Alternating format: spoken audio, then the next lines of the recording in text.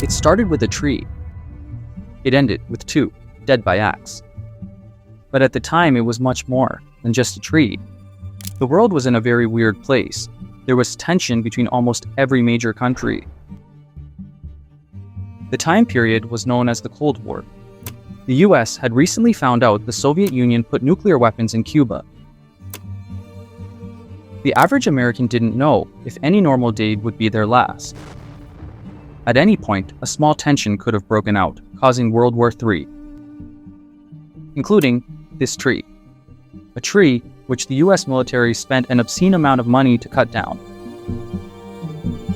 The conflict took place in this section of the world, Korea. And it almost started World War III. You probably already know what was happening in Korea during this time. The Korean War had just ended, but there was something else going on. Something that's often overlooked but is just as important. To end the war, they signed something called the Armistice Agreement. It declared an official line, a line that separated both North and South Korea. The 38th parallel. The thing is, the Armistice Agreement never actually ended the war. It just paused it for the time being. It also left both Koreas in an awkward position on the world stage. Everyone was watching to see which ideology would prevail, capitalism or communism. Almost 70 years later, we can see the results from out of space. A byproduct of the Armistice Agreement was the Joint Security Area, shown here. It was supposed to be a place for both sides to be friendly and pass the line. They could do whatever diplomatic duties were needed, like signing peace agreements and trading prisoners. This is a bit different than the DMZ zone you might be familiar with today, because back then both sides could cross the line, and neither side carried weapons. The next thing you need to know is about this bridge. It's called the Bridge of No Return, because once you cross it, you leave the Joint Security Area and are in North Korea. As you can imagine, this is a pretty important bridge. It's one of the few ways to get in and out of North Korea efficiently.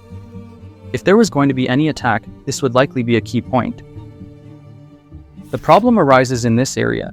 There is a 100-foot tree blocking the view of security checkpoints 3 and 2. This was a big weakness because checkpoint 3 is responsible for watching the bridge. Initially, this was no big deal. Since it was on South Korea's side, they should be able to just cut it down. The drama that was about to unfold from this would be nothing anyone could have expected. It led to the president being put in a nuclear bunker and spending 48 hours in the Situation Room. The US even considered dropping a nuclear bomb. The situation started when the South Korean soldiers went to go cut down the tree. They were quickly confronted by North Koreans. North Korea was arguing their leader planted the tree, and to cut it down would be a great disrespect to their country, something they would not allow. South Korea didn't believe this since it was a random tree, and the odds of it being planted by anyone were near zero. After a lot of back and forth, South Korea said they will return with the Americans and they will cut down the tree one way or another. The next day, the conflict escalated. 15 South Korean and 2 American soldiers returned carrying an axe and began cutting. It wasn't long until North Korean soldiers showed up too. They were being led by Officer Bulldog, a nickname earned by being overtly aggressive in peaceful situations. Bulldog tells them to stop cutting the tree, to which he is promptly ignored by the Americans with the axe. Shortly after this, feeling disrespected, he ordered his men to attack, violating the peace zone. They brutally beat both the Americans to death, while the South Koreans were able to escape with grave injuries. After the death of 2 Americans, the US saw this as a direct escalation. The military instantly went on DEFCON 3, which is the highest level of alert without being at war. The president was dragged into a bunker and the CIA began briefing him. The situation was the perfect set of circumstances for the Korean War to kick back off, this time with the full force of the United States. Tensions between other major countries would also only get worse in the next few hours as a direct result of this conflict. North Korea, suddenly realizing the reality of the situation, released a public statement 4 hours later. They were basically blaming everything on the Americans, accusing them of being the aggressors, and their soldiers having to act in self-defense. They went in front of the Non-United Nations Commission, which is basically all the nations that aren't in NATO. They asked all other nations to condemn America for their violent actions, and also said they need to leave the Korean Peninsula altogether. Somehow this passes, and now every non-aligned nation is condemning the Americans and asking them to leave. Real quick, we need to take a step back and understand who the American president was at the time. It was President Ford, which you might know is the only president to have never been elected vice president or president. He was perhaps the most controversial president in US history. He did not care about re-election and was not seen as presidential at all. Ford was a football player with an offer to play for the Packers, but he decided he wanted to be a boxing coach instead, deciding to become a politician. During a run for local office, which wasn't successful, he became friends with future President Nixon. Sometime later, Nixon's vice president was sick and had to step down, so he asked Ford if he would fill the role. Then Watergate happens and Nixon has to resign. This makes Ford the new president. His first act as president was to pardon Nixon so he couldn't go to jail for what happened. This essentially outraged the entire country. The left, right, and center all hated this guy. This is the guy who would be deciding what an appropriate level of response would be to the conflict. It's safe to say that made many people uneasy. In the president's bunker, there were many ideas flowing around on what an appropriate escalation would be.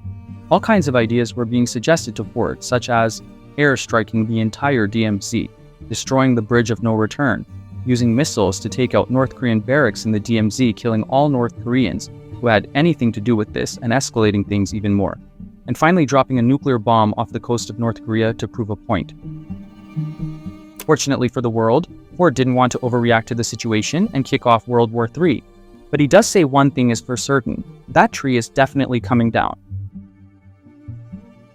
Fast forward to the morning, the operation would officially begin.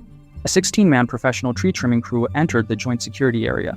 They were being escorted by 2 platoons of military soldiers with pistols. They opted to bring pistols only, to somewhat keep heavy weaponry out of the zone.